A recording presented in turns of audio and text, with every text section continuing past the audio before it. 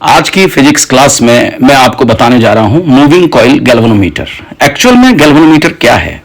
Galvanometer एक ऐसा electromechanical instrument है जिसके द्वारा हम किसी भी सर्किट में या किसी भी डिवाइस में कितनी करंट फ्लो हो रही है इसकी जांच कर सकते हैं, इसको डिटेक्ट कर सकते हैं। एक प्रैक्टिकल अपरेटस है जिसको आप अपने प्रैक्टिकल के रूम में यानी लेबोरेटरी में आप चेक कर सकते हैं, देख सकते हैं। जनरली जो लेबोरेटरी में गैल्वेनोमीटर होता है वो मूविंग कॉइल गैल्वेनोमीटर ही होता है। किस तरीके की संरचना है इसको जानने के लिए हमें उसकी आंतरिक संरचना को, उसको इंटरनल स्ट्रक्चर को समझना होगा। और उसके लिए आपके पास एक डायग्राम लेकर आ रहा हूं जिसमें एक ऐसा मैग्नेट जिसके दोनों पोल रेडियल फॉर्म में होते हैं लिया जाता है। नॉर्थ से साउथ की तरफ रेडियल फॉर्म में इसमें करंट फ्लो होती है। साथ ही साथ इसमें एक रेक्टेंगुलर आर्मेचर कॉइल जैसी कॉइल भी होती है हमारे पास, जिसको एक सॉफ्ट आयरन कोर के ऊपर लपेटा जाता है, जिसके दोनों सिरों पर ऊपर और नीचे एक हेयर लाइक स्प्रिंग के साथ दो पिवोटेड पार्ट लिए जाते हैं जिसके अलोंग ये कॉइल आसानी से रोटेट कर सकती है। इसको और नजदीक से आप देख सकते हैं कि किस प्रकार से इसमें हेयर लाइक स्प्रिंग लगी रहती है जो रिस्टोरिंग टॉर्क के लिए भी यूज होती है। कि बेसिक इसका कॉन्सेप्ट टॉर्क पर ही है कि एक तरफ डिफ्लेक्शन टॉर्क होगा, डिफ्लेक्टिंग टॉर्क होगा, एक तरफ रिस्टोरिंग टॉर्क होगा, और जिसके द्वारा वो जो उस पर एक पॉइंटर लगा रहता है, जो एक निडल लगी रहती है जो डिटेक्ट करती है, उसको हम देख सकते हैं। इस पूरे के पूरे सिस्टम को एक सिलेंड्रिकल सॉफ्ट आयरन कोर के अंदर बंद कर दिया जाता है। इसका प्रॉपर स्ट्रक्चर ये आपके सामने 3 डायमेंशनली आप इसको देख सकते हैं।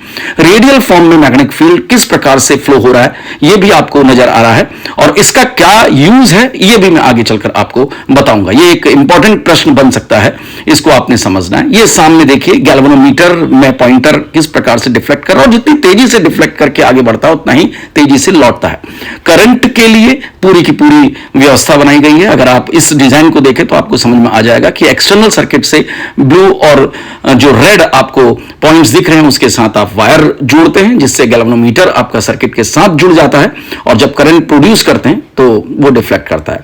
वर्किंग प्रिंसिपल है इसका कि मैग्नेटिक फील्ड में कॉइल एक टॉर्क को फील करती है। किस प्रकार से फील करती है उसको हम समझने की कोशिश करते हैं यहां पर, कि जैसे ही करंट उस कॉइल पर एंटर करती है वैसे ही मैग्नेटिक फील्ड में किसी भी करंट कैरिंग कंडक्टर पर एक फोर्स काम करता है जिसे F बराबर ILB साइन थीटा कहते हैं, और दो हिस्सों पर यह मैग्नेटिक फील्ड एक दूसरे को क्रॉस ओवर कर देता है, जबकि जो पैरेलल आपको लाइंस दिख रही हैं जो कॉइल की, इन पर यह फोर्स इक्वल और अपोजिट डायरेक्शन पर है, एक दूसरे को कट नहीं कर रहा है, कारण कि इनकी लाइन ऑफ एक्शन अलग अलग है, जिसके कारण वो टॉर्क प्रोवाइड करता है, और आसानी से इस हेयर लाइक स्प्रिंग के सहारे से ये कॉइल जो है वो अपनी एक्सल पर रोटेट करना शुरू कर देती है।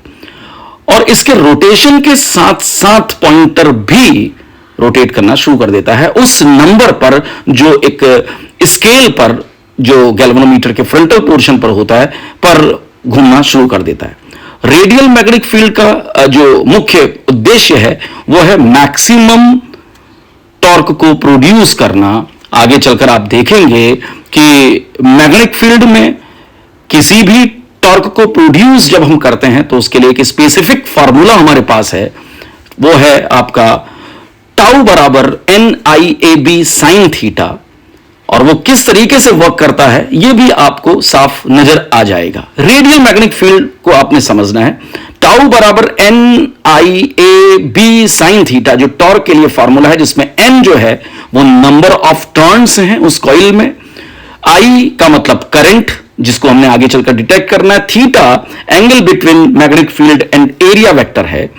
ये थीटा की वैल्यू इस प्रकार से आनी चाहिए कि वो मैक्सिमम वैल्यू की फॉर्म में कन्वर्ट हो जाए, यानी साइन थीटा की वैल्यू ये रेडियल मैग्नेटिक फील्ड होने के कारण 90 डिग्री हो जाती है। किसी भी एंगल से अगर आप देखें, आप ऊपर से नजर डालिए तो आपको मैग्नेटिक फील्ड और एरिया वेक्टर के बीच का जो एंगल है हर कंडीशन पर 90 डिग्री ही दिख रहा है, और साइन 90 इक्वल्स टू 1 होता है। थीटा इक्वल्स टू 90 और साइन 90 इक्वल्स टू 1, जिससे टॉर्क मैक्सिमम पैदा हो जाएगा।